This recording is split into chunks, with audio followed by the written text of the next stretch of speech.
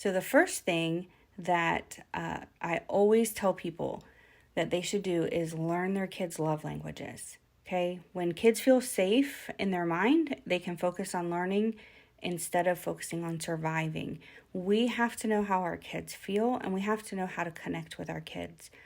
Again, that quote about nobody cares how much you know until they know how much you care.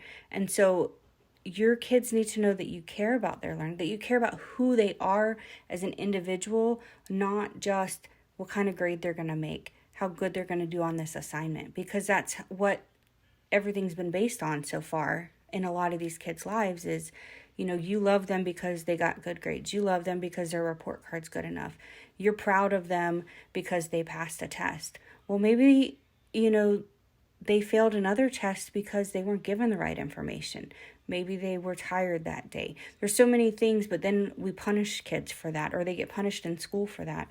And so it's important for us to take the time to really just connect with our kids away from academics. And I know that we have bonds with our kids, but we can really do this through learning these love languages. So the 5 main love languages, and this is all from a book by Gary Chapman and R. Campbell, and it's called The 5 Love Languages of Children. There's one that's called 5 Love Languages, and then there's this one on the 5 Love Languages of Children. And so it's acts of service, quality time, words of affirmation, gift giving, and physical touch. And so what this means is that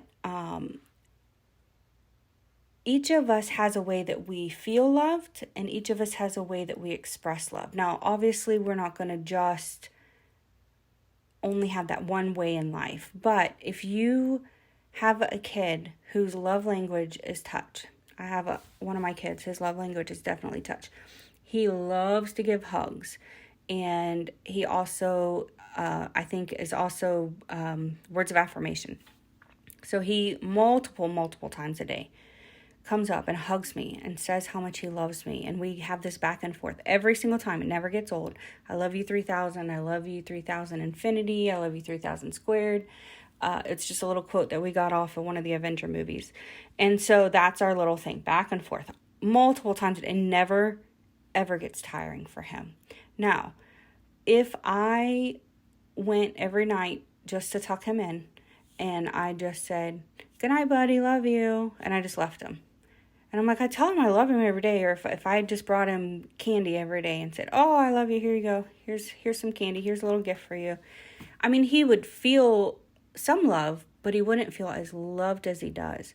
I have another little one.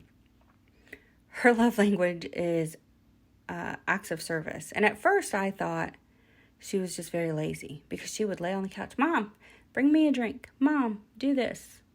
And I was like, you get up and do it yourself. And I realized, wait a minute, that's her love language. When I bring her a drink, when I take the time to do that for her, when I take the time to come get her what she needs, that's when she really feels, oh, my mom really cares about me. My mom really loves me.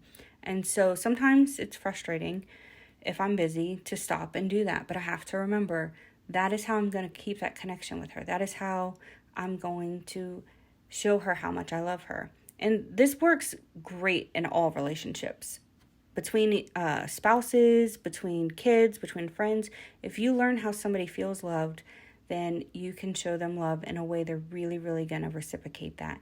And sometimes the way that people feel loved isn't necessarily the way that they show love. So there's a lot to this. So like the way I feel loved is words of affirmation, but the way I show love is by serving and helping and giving to people. So that's my number one way to connect and bond, is to learn these love languages.